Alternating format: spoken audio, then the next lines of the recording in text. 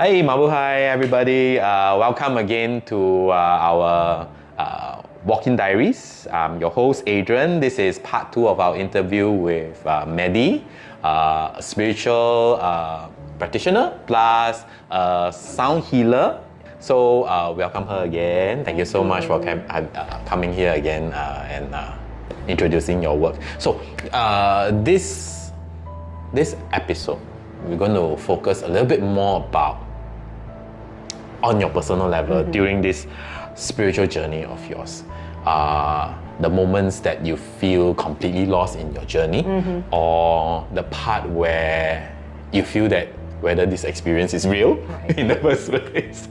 And of course, what are the things that actually surprised you during all this so-called journey itself, and after experiencing all the whether it's real and whether can I trust this path that I'm going. So what did you have to say about this for yourself, and probably give a little bit tips to the listeners and people who are watching this video? How would it be? Yeah, sure.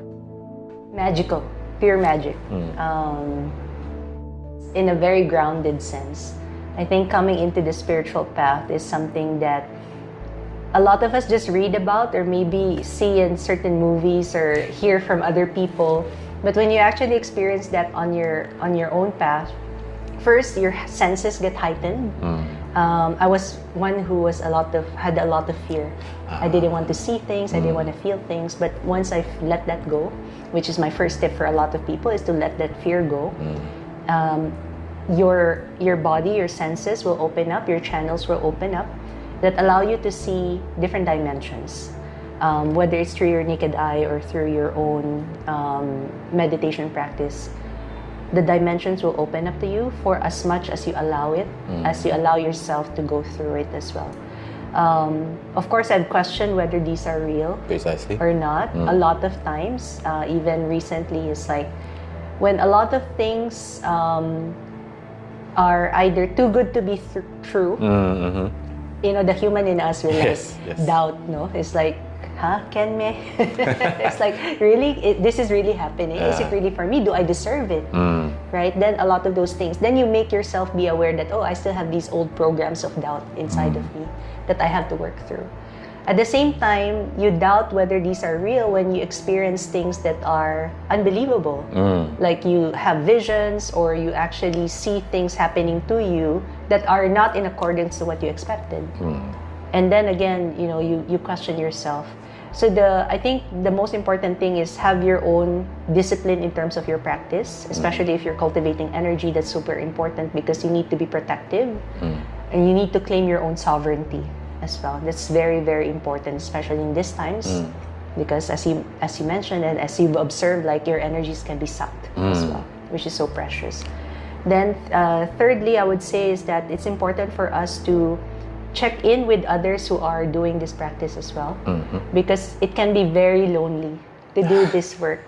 And for me, I have a buddy, one of our friends who went through the course with me, to check in my visions, to check in my experiences, to have another pair of eyes, and also sometimes protective guide for me, which I'll connect with her like, hey, I'm going to this place in Japan. Can you just help me sense energies or send energies there?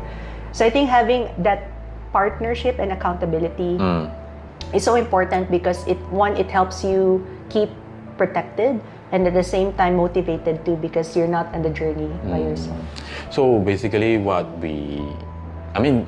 people like us who does spiritual work, we hope that we can find someone, in a sense, maybe a soulmate or even a spiritual buddy, who can actually do a reflection with us every now and then, just to keep us in check, so that we don't go like because in our kind of work, we are basically depending on, in a sense, we are depending on the frequencies that's running all over, because those are like radio wave frequency that we receive. Exactly. So we are like the transmitter that we so-called interpret these messages for ourselves. So whether these messages for ourselves is ego-based, or is it truly from divinity? So this is the part where I guess a lot of more seasoned practitioners or more mature practitioners would in a sense, I won't say suffer. I would say that they are more in dilemma when it comes to all this sort of thing, because if there's no one to check with, you're always checking with yourself. So one day or another, your ego comes in, and you might just lose it. That's right. And like we always say that this is a lonely journey. If you think that spirituality is about having a group of people chit-chatting over coffee and tea, yes, but then it's not so much like that, because spirituality is mainly our own journey that we are going through. We are understanding our karmic lessons, our own choices that we made, and what are things that has been manifested in front of us. So like you mentioned, it's always good to actually have someone to check in with, whether it's someone close to you or just at least feel safe in a point that you will not derail from your own path or go bonkers in a sense. Because sad to say, for my own journey, I've seen before people who is being so-called overtaken by their ego, and they can't differentiate between whether this is an ego calling or divinity calling. So usually we'll come with that sort of things. So I'm so glad that actually you have someone to actually go along with you in this path, whether it's your spirit guides or your spiritual buddy. Let's just put it this way. I think I've just to add on, I have been blessed because once I opened myself up to this path at different seasons in my life, people show up. And they're not necessarily people who went through the same training with me as well. It's folks who had opened up through their own means in terms of understanding their spirituality. And I meet people who are like soul buddies, who are mirrors for me as well, because that's so important, because I want to be able to see from a different perspective and experience things and see things from a different perspective as well, because that broadens my awareness, not just of myself but of the world in general. So I think keeping our eyes open, keeping our hearts open as well, and not shutting ourselves, not isolating ourselves is super important, of because course. we can have the tendency, because we become so energy sensitive that you just want to cocoon. But it's important for us to keep that sense of connection with a lot of people, because there are big hearts out there. So when we come to this type of so-called conversation, we want to share. Usually we will want to share with someone, because just imagine yourself, I won't say imagine, but I think every one of us have went through this part where we sit alone at night on our own bed and we're just wondering, can we share it with someone special? As in a sense, because I have facilitated classes. Of course, I have couples coming in for courses as well. So I've always mentioned to them that you are very lucky, because you have your husband or your wife or your boyfriend or your girlfriend actually going on this journey with you. And this is very, very precious, because not every couple wants to do this together. So for yourself, how about yourself? A soulmate, a coupleship, or how? Situationship? Isn't this what There have been everybody's several talking? situationships. Several? Oh, okay. Over my seasons in life. Of course. And it's funny because a lot of these, I do remember that early on. This is a common question that we had in class, right? Yes. It's like, so does this mean I can't have a relationship, right? Does this mean that I'm supposed to be a monk, or I'm supposed to be doing this path by my own? I think what I realized over the years, I mean, at the moment I'm not attached. But what I realized over the years is we have our free will. Precisely. Right? We have our free will. It's for us to decide how far along and who do we want to be as part of this journey with us. Whether we are blessed with the relationship that is a romantic partnership, right? Or it could be a companionship or a situationship, or a karmic lesson that we chose to come here in this time, in this age, to do whatever it is that we're supposed to do. For me, I'm at the point right now that, not that I'm just open to anything, but basically what I'm saying is that my heart is open to the right frequency, to the right heart or hearts Ooh. that allow for me to continue to do what I'm supposed to be doing and not be kept in a box or not be kept caged or not be kept in a certain expectation that I'm supposed to be doing what the other person asked me to do. So freedom. Freedom in a sense, but respect. Right? Okay. Respect for both. You are two individuals who chose to be together in this lifetime, in this path, right? To take on the journey that you signed up for. Yes. Whether it's a joint journey, a joint dharma that you're doing, or in your own realm, in your own profession, you're still doing something that will help for the elevation of consciousness for people. So it doesn't matter that it's the same, but there has to be a level of understanding and resonance. I always come back to the level of resonance. So what I felt when I shifted to that kind of mode is that there's more people who you're like becoming a Wi-Fi signal, as you say. You're a beacon of that love, and people get attracted to you, right? And that's the point of our discernment at the end of the day, because we have the power to choose. Of course. We have the free will to choose. And that makes me feel better because I choose to, at this point in my life, focus on this. But I also choose to open myself up for the possibility of having somebody, of course. So open up for the surprise element. Okay. Yeah. So I'm single, but I'm still available, is it? Ready to mingle. I'm ready to mingle. Send my number to everybody. Instagram. Please message if you're interested. Got vetting through process by Adrian. So let's just put it this way in a more relaxed way. Okay, since you said that you're open to a relationship, but there is always a but, right? No, of course. Always that in this relationship, I must have not say your way, I would say have a little space for you to actually do your cultivation, your spiritual work. So do you think that this is going to be like a lifelong path for you, or it's going to be like, okay, this is at this moment, I just want to evolve to this state and that's it. I don't want to go any further. Or are you going to be like, okay, no, I'm going to go for my full enlightenment? Right. I mean, end of the day, everyone will be asking, are you going for your full enlightenment? Or are you just doing this for the fun of it, or because it's in trend? So a lot of people, I think, some people will be going this for as a trend.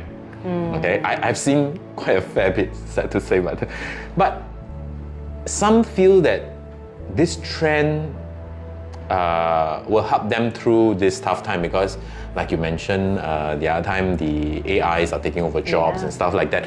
So people are trying to switch in a sense, their job, because sad to say, some of them may have lost their jobs to the AI. So they might want to come to this path.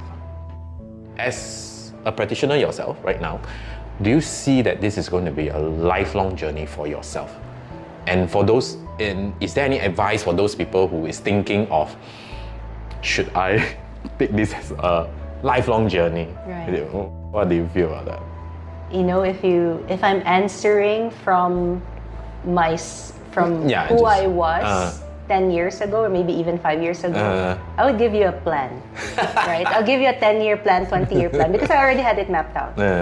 But now, to be very honest, I can only answer you two things. One is, I can't unsee and I can't unlearn what I already know. And it's so precious, not that I want to hold on to it, but it's a gift that I feel like it's meant to be shared, that if I withhold this light from being shared from myself and through the work that I do, I'm not doing my part of the bargain, not the bargain, but I'm not doing my part in order to let my true divinity come down and shine. Secondly is that I focus on the present moment. Right? Focus on the present moment because I don't know whether I'm still alive tomorrow. Right? Of course. So I'm happy doing what we're doing now, because this will create ripples of awakening and hopefully enlightenment and elevation of consciousness for many people, right? Long after we are both gone from this 3D the podcast still the still exists, hopefully. Yeah, it will be in the ethers. So at the moment, I see myself continuing, right? So I can't really definitively say, for how long. I think for as long as I can and for as long as the energies would allow me to. What about the advice for those people who are thinking of a career switch into what I think as I mentioned in the previous episode is that don't rush into it because don't feel as if you're compelled to just jump ship. It's just like if, for example, you got laid off from the current job and for whatever reason you are in this mentality or maybe from a real dire need, you need to get another job. You don't expect everything to be so different, right? Because, at the end of the day, it's the same shit, same banana in many organizations. So coming into spiritual work, it has its own challenges as well. So don't think that it's all well and good, love and light and all of that. It's not at all, not at all. So it's part of our own journey in order for us to discern really, is this a path that I want to open up myself to? If it sparks joy, if it sparks excitement for you, if you feel called, if you feel like, okay, if you think about this option, my body leans in, go for it, right? What's stopping you? If there's nothing stopping you, go for it. At the end of the day, you know your worst case scenario. If it doesn't work out, you go back to what you're doing before, or you can always find another job, right? It's not the end all and be all. So be open. One of my favorite things that I like to say is that we only have one shot in this lifetime, so make the most out of it. Precisely. You only have this one day to live, this 24 hours. You can't have this back again. Exactly. Exactly. So I guess the best way for us to so-called conclude our interview will be we try our best to inspire. We are not here to tell you to believe in everything that we say.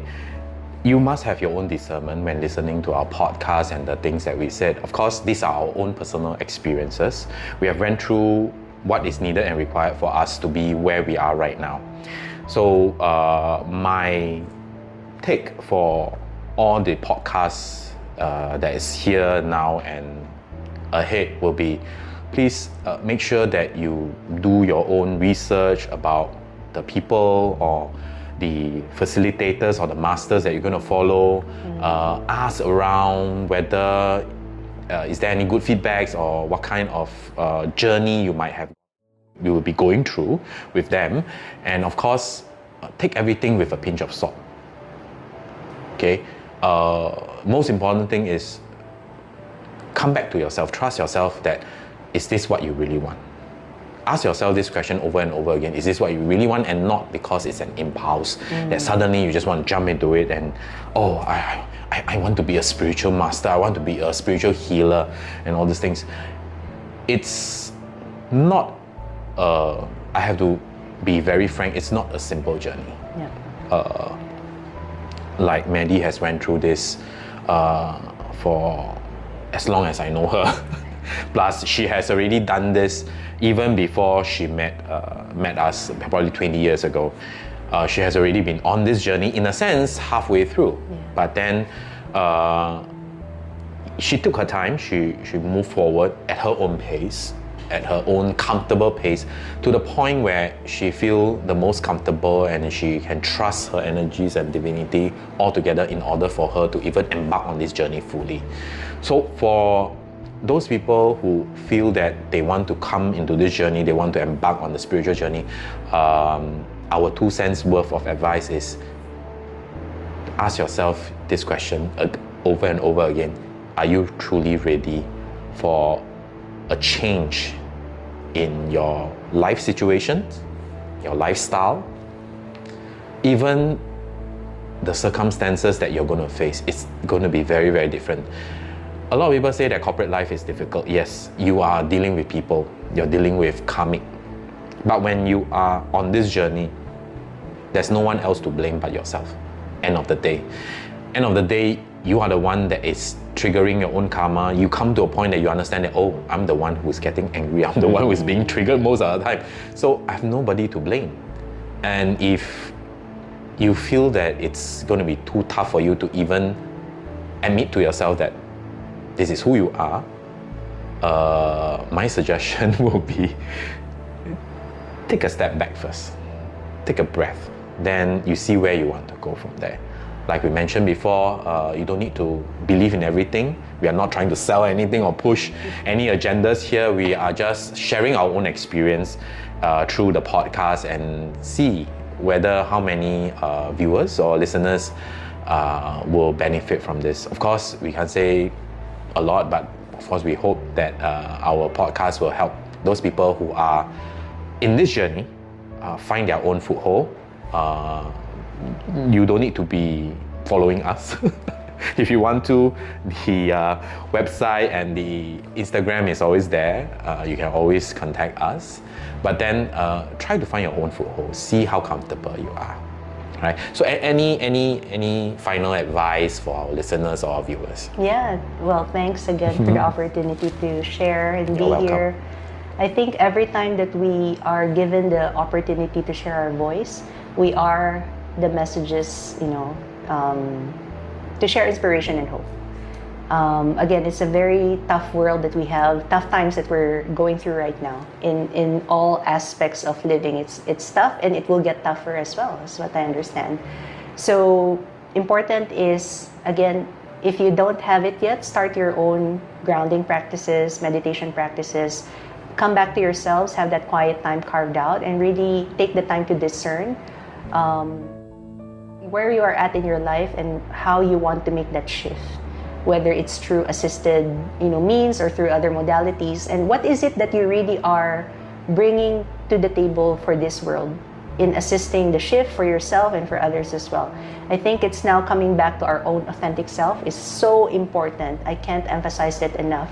And allowing yourself to find ways and means to access your true divinity is so important and critical, because once the rampant accessibility to a lot of the evolving technologies is here, there's a concept of transhumanism that's coming as well. The only thing that we will have that's sovereign is our own authenticity. And if we lose that, if we lose our creativity, if we lose our imagination, then you kind of lose yourself too. So I think that's the main piece of advice that I would tell people is, find your ways and means to come back and discover your true self. Great. Thank you so much for your advice. Thank you. So viewers and listeners, thank you so much once again for having us on this podcast. We hope that all this information somehow help you, benefits you, or even benefit your friends. So if you feel that this podcast is benefiting you, maybe you would like to share it, like it, and get everybody to listen, that or someone who is maybe in this journey, show it to them. Maybe it helps them. So without further ado, thank you so much, Maddy. Thank you for your precious time, and thank you, viewers and listeners. Take care. Bye bye.